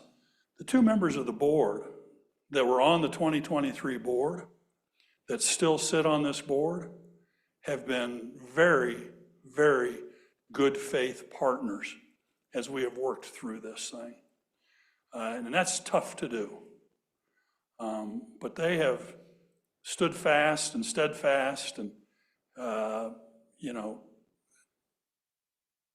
are of the same opinion as the other 5 board members that have been elected since or appointed since. So I don't know if that answers your question. Well, I just want to thank you for the presentation and for the progress you're making, and keep it up. So I was able to divert your attention away from the question. Remind me of it after the meeting, Scott. Yes, sir. The history lesson was a good attempt to take us off. Yeah. Did you notice me looking at my watch? Yeah. I'm Mark Codgen. I'm on an Only Circle, and just want to touch on, you brought up earlier on kind of the, I guess the look or the mix of who is, you know, owns rentals in here, short-term rentals in here. You know, I'm one of them. We bought 4 years ago, but over the last couple of years, I kind of unintentionally ended up being one of the folks that connected with a majority of all the owners that rent in here. And the stats you brought up earlier, you know, I don't want them just to come from the board's mouth of who the folks are that make up the folks that are renting in here. You know, I'm obviously one of them, but I think there was 6 or maybe 7 folks that of the 60 or 70 people that were renting, you know, a couple of years ago when all this rolled out, that owned just as an investment. Right. You know, and obviously that stacks with the numbers that you mentioned earlier, and it's accurate. I mean, you know, of everyone that I got to know, the folks love Conisty Falls. You know, I mean, we're here. I have younger kids. We're going to be here a ton more as life moves on for us and progresses, and everyone's kind of in those different stages. But there was one gentleman that he has a family home in here from, I think, the 70s or something, and he rents it out just enough to cover the property taxes and the HOA fees, and then he uses it with his family as much as he can. So I think the part that I look on and hear a lot of that feels off is kind of this investor mentality. You know, I don't want to crap on that too much, but I mean, you know, buying in a place that you're paying $400 a month in HOA fees and rental fees and all that, this isn't, the math doesn't add up that well for throwing a bunch of money down in here to rent. So I just wanted to kind of affirm everybody that I connected with that are part of that group are folks that want to be in here and want to be neighborly and want to be a part of the community. So just want to add that. Thank you, Mark. Let me mention one other thing. Mark brings up a good point. Of the 61 plaintiffs, we believe 7 or 8 of them were properties that were owned exclusively for investment purposes, as opposed to part-time residents who live here, use it as a vacation property or so. It wasn't people that were investing only to have a Conisty Falls investment to throw off cash flow. It was our neighbors. It was people we see in the clubs, the 70+ chartered clubs and organizations that Conisty Falls has. They're our neighbors. They're our friends. Okay? I think that's an important point. Let me close by thanking you all for your attendance and your patience today. We've covered a lot of ground. The ballot will be going out tomorrow. The board unanimously recommends a vote for these amendments. This matter has brought out the worst in an absolutely wonderful community. This is a great, great place. I've lived here 13 years. My parents lived here 27 years before that. I've been coming to Conisty Falls since 1984. And there really is a spirit of Conisty Falls. Matter of fact, I think our 25th anniversary album that was put together was entitled The Spirit of Conisty Falls. It's special, it's unique. We've seen something very, very different over the past 2 years. It's not good. It needs to stop. And the best way to stop it, in the opinion of the board, is for members to enthusiastically vote for